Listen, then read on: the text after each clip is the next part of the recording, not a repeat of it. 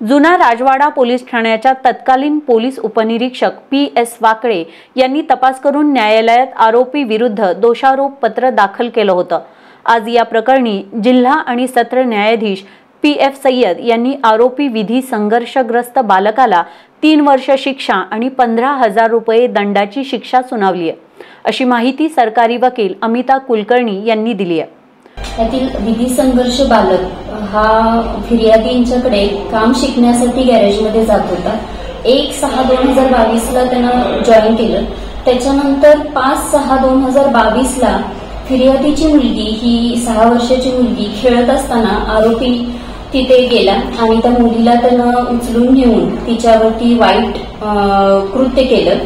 ते कृत्य करत असताना फिर्यादीनं पाहिलं व त्याच क्षणी आरोपीला बाजूला घेऊन व आपल्या मुलीला बाजूला घेऊन लागलीच त्यांनी राजवाडा पोलीस स्टेशन येथे कंप्लेंट फाईल केली। त्या कंप्लेंट फाईल झाल्यानंतर चार्जशीट फाईल झाली। त्यामध्ये सरकार पक्षातर्फे आम्ही एकूण 14 विटनेस तपासले।